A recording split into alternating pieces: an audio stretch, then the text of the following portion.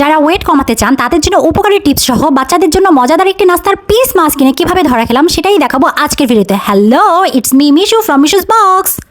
আজকের ভিডিওতে আমি সকাল থেকে বিকেলের কাজকর্মের মধ্যে অল্প কিছু ক্লিপ আপনাদের সাথে শেয়ার করব। ইদানিং খেয়াল করছি আমার ওয়েটটা কিছুটা বেড়ে গেছে, আর ওয়েট বেড়ে গেলে আমার কাজ করতে খুব অস্বস্তি হয়। তাই প্রতিদিন সকালে এখন এই ড্রিঙ্কসটা খাওয়ার চেষ্টা করছি। চিয়া সিড হালকা কুসুম গরম পানিতে 10 মিনিট ভিজিয়ে তাতে একটা লেবু রস মিশিয়ে খাচ্ছি। সাথে চিনি জাতীয় জিনিস খাওয়াটা কিছুটা কমিয়ে দিয়েছি। আর সকাল সকাল আমার মেয়ে আমার সব কাজে এভাবেই পাশে পাশে থাকে, বিভিন্ন কাজ করে, কাজে হেল্পও করে। আমি এই ড্রিঙ্কসে মধু মিশাই না। মধুতে অনেক উপকারী উপাদান থাকলেও চিনি আর মধুতে কিন্তু একই অ্যামাউন্টের কার্বোহাইড্রেট থাকে।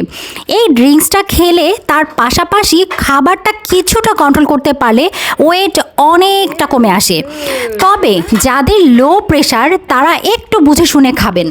এরই মধ্যে দেখে ফেলেছেন আমার মেয়ে সকালে নাস্তা বানাতে কিভাবে আমাকে হেল্প করছে। এটা মোটামুটি তার প্রতিদিনের কাজ, আর সে এটা খুব এনজয় করে। এবার আসি বাজার থেকে পিস মাছ কিনে কিভাবে ধরা খেলাম সে ব্যাপারে। কিছুদিন আগে আমরা সন্ধ্যা বাজার থেকে মাছ কিনে আনি। তো ছোট বড় যে মাছই হোক, আগে আমরা মাছ দেখে পুরোটা মাছ কিনতাম, কিন্তু সন্ধ্যা বাজারে গিয়ে দেখলাম সেখানে বিশাল সাইজের কাতল মাছের পিস বিক্রি করছে। আমি আসলে আগে কখনো মাছ পিস হিসেবে বিক্রি হতে দেখিনি, তাই আহ্লাদে আটখানা হয়ে প্রায় অনেকখানি মাছ কিনে ফেলেছি। পরে বাসায় এসে রান্না করার পর বুঝতে পারি এটা চাষের মাছ তো ছিলই, সাথে চাষের মাছের যে একটা আলাদা কেমন যেন একটা গন্ধ থাকে না, সেটা পাওয়া যাচ্ছিল মাছ থেকে। অ্যান্ড গেস হোয়াট, সেদিন সেই রান্না করা মাছ কেউ খেতে পারেনি। তাই আজকে ভেবেছি অন্যভাবে রান্না করে দেখি কেমন হয়। তাই মাছটা আগে ভালো করে লবণ দিয়ে ধুয়ে নিয়েছি, তাতে হলুদ, লবণ আর মরিচের গুঁড়ো দিয়ে মাখিয়ে রেখেছিলাম। হঠাৎ খেয়াল হলো মাছে একটু ধনেপাতা দিই, আর সেটাই আনতে চলে গিয়েছিলাম আমাদের ছাদ বাগানে। আমাদের ছাদ বাগানে কিন্তু এখন বেশ টাটকা শাক, ধনেপাতা হয়েছে, আর কিছুদিন পর ইনশাআল্লাহ আরও অনেক কিছু হবে। আসলে নিজের হাতে গড়া বাগান, আর সেই বাগান থেকে কোনো কিছু রান্না করে খাওয়ার মধ্যে অনেক তৃপ্তি পাওয়া যায়। তো আমি যেহেতু ধনেপাতা তুলতে এসেছি, তাড়াতাড়ি ধনেপাতা তুলে নিচ্ছিলাম। আর দেখতেই পাচ্ছেন কি টাটকা টাটকা ধনেপাতা। বাসায় গিয়ে আমি এক চুলায় আগে ডাল বসিয়ে দিয়েছিলাম। আমি কাজ চালানোর জন্য মোটামুটি সব রান্না পারলেও ডাল রান্না ভালো পারি না। আপনাদের কাছে ভালো ডাল রান্নার টিপস থাকলে দিয়েন তো। একটা সময় ছিল যখন এই প্রেশার কুকার কিভাবে লাগানো হয় বা জানতামই না, চেষ্টা করেও পারতাম না। আর এখন অনেকটা বাহাতের খেল হয়ে গেছে। আসলে একটা সময় পর মানুষ চাইলেই সব পারে। কথা বলতে বলতে মাছ ভাজতে দিয়েছি, একটু কড়া করে ভেজে নেব। আমি মাছগুলো উল্টে পাল্টে দিয়েছিলাম যাতে দুপাশই ভালো করে ভাজা হয়।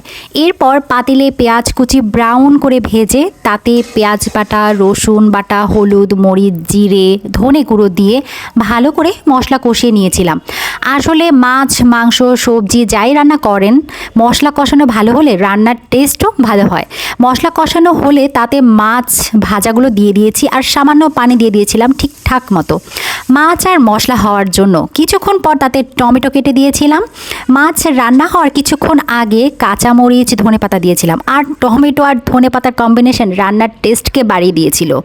আর সাথে সাথে আমার টমেটো দিয়ে কাতলা মাছ রান্না প্রায় শেষ। এবার ডাল বাগার দেওয়ার পালা। আমি ডালেও টমেটো দিয়েছিলাম যাতে ডালের টেস্টটা একটু বাড়ে। আর এইসব রান্নার মাঝে আমি একটা ভাজিও করে নিয়েছিলাম। আর এই তো আমার দুপুরের খাবার রেডি। বিকেলে বাচ্চারা ঘুম থেকে উঠে গেলেই তাদের জন্য আমি নাস্তা বানাতে চলে যাই। আজ আপনাদের সাথে খুব সিম্পল আর মজাদার একটা নাস্তা শেয়ার করব। এর জন্য আমি সুজি নিয়েছি। এই সুজিটা নর্মাল যে সুজি পাওয়া যায় সেটা না, জিঙ্ক চাল নামে একটা চাল পাওয়া যায়, সেটারই আমি সুজি বানিয়ে নিয়েছি। প্রথমে তেলে দারুচিনি, এলাচ, তেজপাতা দিয়ে তাতে গাজর কুচি দিয়ে দিয়েছি। গাজরগুলো হালকা করে ভেজে নিয়ে তাতে সুজি দিয়ে নাড়াচাড়া করে গরুর দুধ দিয়ে দিয়েছি, সামান্য চিনি দিয়ে দিয়েছি। এরপর সুজি সেদ্ধ হয়ে এলেই রেডি বাচ্চাদের খাবার জন্য। এই যে আমার বাচ্চা ঘুম থেকে উঠে মুড অফ করে বসে আছে। আমি বুঝতে পারছিলাম না সে খাবে কিনা। আলহামদুলিল্লাহ অনেকটুকু খেয়েছে। দুপুরে আমার প্রচণ্ড হেক্টিক স্কেডিউল থাকে, রান্না শেষ করে বাচ্চাদের গোসল, খাওয়ানো, ঘুম পাড়ানো, এরপর বসি ভিডিও এডিট, ভয়েস ওভার সহ আরও অনেক কাজ নিয়ে।